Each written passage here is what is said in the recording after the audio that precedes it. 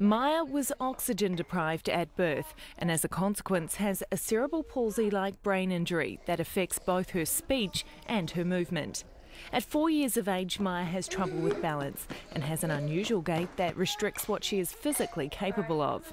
She has major difficulty with concentration, a drowsy, unfocused look and very little speech.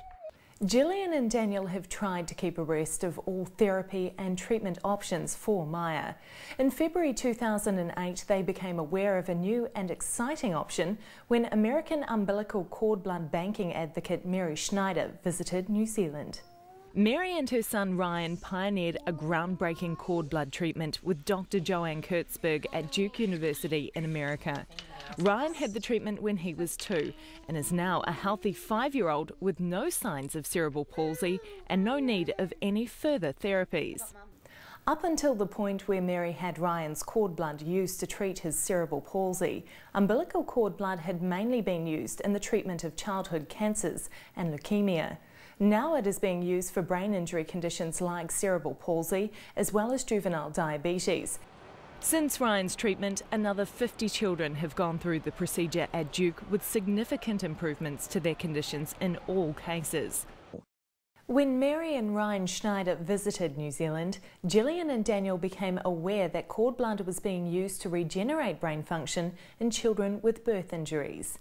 Through Cord Bank, they got to meet Mary. Coming to someone who understood the pain and the anguish that we were going through, and you know, talking about her child and his difficulties and talking about Maya and her difficulties was mirrored perfectly. But not with pity. No, perfectly. And it was just like a light. With Mary's support, Gillian and Daniel began the long process of trying to get Maya an appointment at Duke, a hospital with a very long waiting list for cord blood reinfusion. I remember the day we got the date of the 26th of August 2008. I was in the kitchen looking at Gillian and we both broke down and cried. Cord Bank arranged for the blood to be shipped overseas in a special temperature-controlled storage container. And then, a couple of weeks later, it was Gillian and Maya's turn to make the long journey to Duke for their life-changing appointment. The day of the treatment was exciting. I was very anxious. However, Maya was also unaware of her surroundings and significance of the procedure.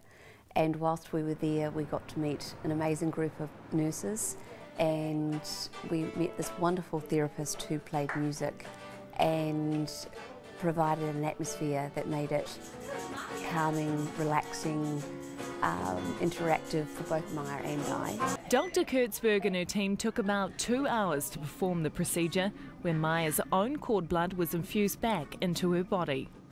The procedure went extremely well, and then it was a matter of waiting and watching for the changes. Only a few days later, Gillian started to notice changes in Maya. Her eyes became more focused and her face started to lose its dreamy quality. Her physical coordination improved and so did her stamina. It is so amazing, the change in my daughter, and made us a proper family unit. And really, one of the ways I've explained it, it's like with all the therapy and everything, we're getting very little back. It's like we were living in a box, the Maya box, and since she's come back from the transfusion with her cord blood, someone's opened up a door. A whole lot of light has come in and really has changed our family life forever, and I can never be more thankful for that. We just trusted in the process that we banked our cord blood. We had the opportunity to bank our cord blood, and because of that opportunity, we now have our daughter who is fully functioning, and we've got our miracle, and we're here.